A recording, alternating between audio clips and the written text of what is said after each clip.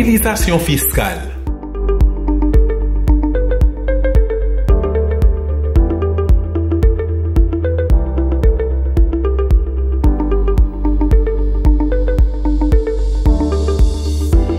La mobilisation fiscale. Avant de définir la mobilisation fiscale, nous devons définir la fiscalité. C'est quoi exactement? La fiscalité est donc définie comme étant l'ensemble des lois, règlements et pratiques relatifs aux prélèvements financiers. Cette notion couvre les impôts destinés à alimenter les budgets publics.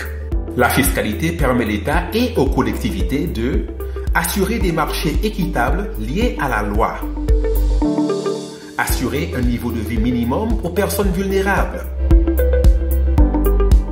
fournir des services essentiels. Maintenant, examinons de plus près la mobilisation fiscale. Qu'est-ce que c'est? La mobilisation fiscale est l'ensemble des activités prises pour percevoir des impôts. La source principale de revenus pour les communes d'Haïti est la contribution foncière des propriétés bâties, CFPB, qui représente environ 80% des recettes fiscales. Les 20% de recettes fiscales restants comprennent surtout la patente, mais aussi les autres formes de permis comme le permis de construction par exemple. Il est estimé que seulement 6% des Haïtiens paient leurs impôts locaux. Votre municipalité peut-elle augmenter ses recettes fiscales? Oui, et de façon spectaculaire. En appliquant la méthodologie officielle de mobilisation fiscale adoptée par le ministère de l'Intérieur et des collectivités territoriales, Caracol a augmenté ses recettes fiscales de plus de 1000% en 5 ans. Wanamint de presque 600% pendant la même période. Delma, pendant l'exercice fiscal 2016-2017, a perçu plus de 500 millions de gourdes.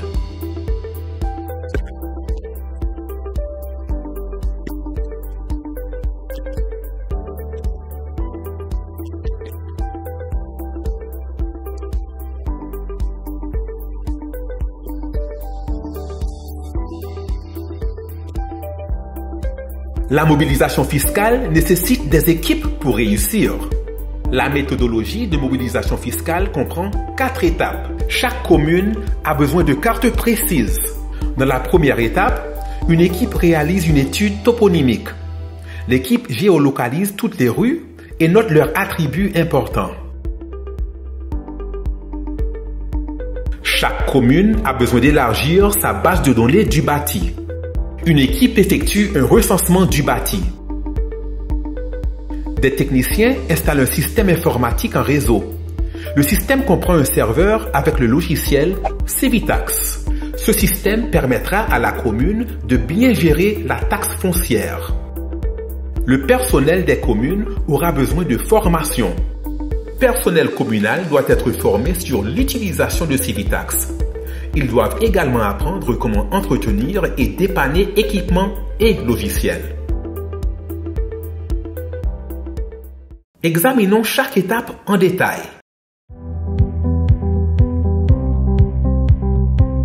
Chaque commune a besoin de cartes précises.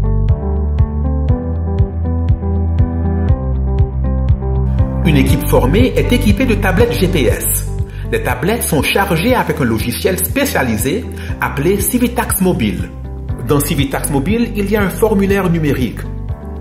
L'équipe utilise Civitax Mobile pour la collecte de données pour l'étude toponymique. Les équipes saisissent des données détaillées sur les rues qui incluent leur nom, leurs caractéristiques, leurs données GPS et autres données. Une fois compilées et validées, l'ensemble de données fera partie de l'atlas officiel de la commune. L'équipe suit les étapes suivantes. Elle reçoit la délimitation officielle de la municipalité, elle reçoit les noms des rues et elle identifie le personnel municipal qui participera à la conduite de l'enquête. Les enquêteurs responsables mènent l'enregistrement des rues. Ils consulteront les résidents pour le nom usuel des rues sans nom. Les enquêteurs prendront la dimension des rues, des allées et la largeur des trottoirs.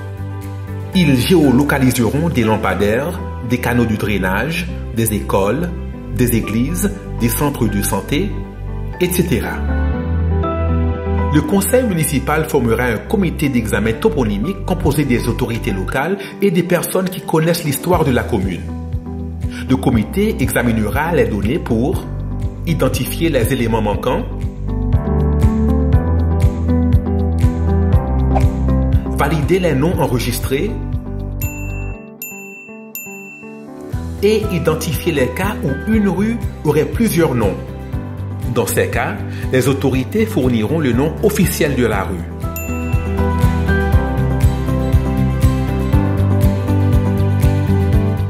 L'ensemble de données finales devient l'atlas officiel de la commune.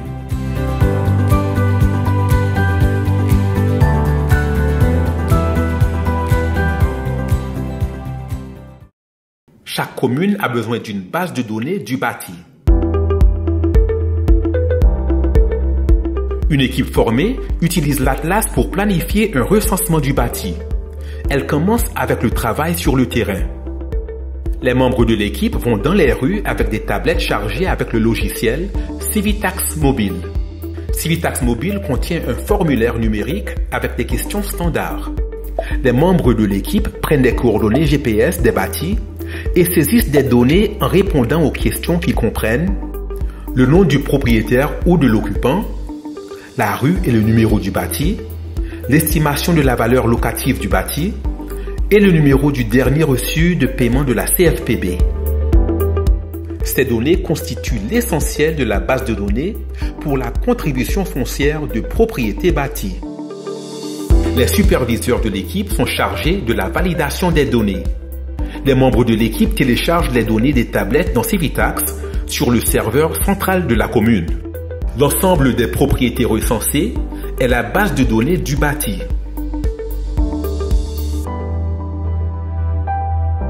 Bien avant l'étude toponymique et le recensement du bâti, une équipe spécialisée installe un système informatique en réseau chargé avec des logiciels, y compris Civitax. Une autre équipe installe aussi des panneaux solaires ou une génératrice, des onduleurs, des batteries et des blocs d'alimentation électrique ininterrompus. L'administration municipale connecte le réseau à l'Internet.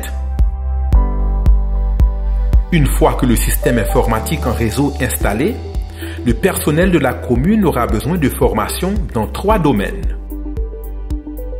Les fondements du système fiscal local d'Haïti, les relations entre le service fiscal communal et la DGI et l'estimation du potentiel fiscal. Les privilèges et les distributions des niveaux d'accès du maire principal, du comptable payeur, du directeur général et des agents du service fiscal dans l'utilisation de Civitax. L'entretien et le dépannage d'équipements informatiques, de logiciels et du réseau.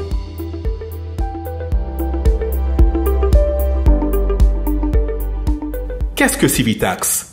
Civitax est un outil de gestion budgétaire et de mobilisation fiscale.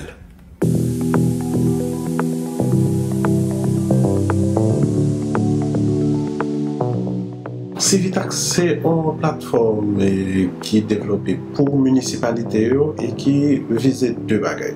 Et faciliter, simplifier comment gérer, collecter taxes municipales. Et deuxièmement, comment nous faire municipalité planifier le budget et gérer le budget de façon plus efficace. C'est un logiciel développé qui est aujourd'hui une propriété de l'État parce qu'on a compris effectivement que ce serait une très bonne chose comme outil de gestion pour les municipalités.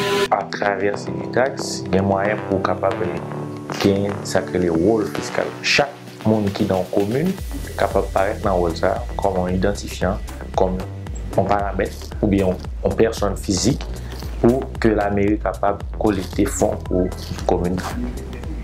Civitax a 7 modules. Le 7e concerne l'administration du système. Le conseil et l'administration municipale définissent les profils des groupes, attribuent des responsabilités et assignent des utilisateurs au groupe. Les autres 6 modules de Civitax comprennent la gestion du recensement qui permet à l'utilisateur de visualiser la liste d'immeubles recensés, les questionnaires de recensement, les informations spécifiques à un immeuble recensé, les déclarations des contribuables et les informations des valeurs locatives. La gestion des immeubles, des bordereaux et du contribuable permettent la recherche de bordereaux, l'impression de bordereaux, la réestimation de la valeur locative suite à une contestation et l'exportation de la liste des bordereaux en Excel pour la DGI en vue de préparer l'émission des avis de cotisation. Le module Gestion du budget permet la définition des paramètres du budget. Les utilisateurs peuvent aussi créer des rapports de statistiques fiscales. Les efforts de mobilisation fiscale bénéficieront de nombreux avantages avec le logiciel Civitax correctement utilisé. Avec un logiciel bien géré, l'information est toujours à jour et rapidement disponible. La transparence limite les risques de fraude. En maintenant les registres, il est possible d'accélérer le processus de paiement de l'impôt. Maintenant que vous êtes procuré le système et qu'il est installé, vos recettes fiscales augmentent et vous pensez probablement que vos problèmes sont terminés, n'est-ce pas? Faux. Vous devrez faire face à 2 grands défis, l'entretien du système et la communication. L'entretien du système comprend 5 aspects. Alimentation électrique.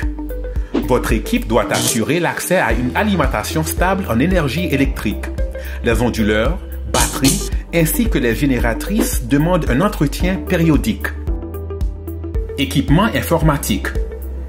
Vous devez être en mesure de résoudre des problèmes liés aux équipements informatiques. Le MICT dispose de groupes de travail, Task Force, dédiés aux problèmes informatiques. Logiciel. Civitax, comme tous les logiciels, peut présenter des problèmes périodiques. Le MICT détient la propriété de Civitax et a des cadres disponibles pour son dépannage. Réseau informatique.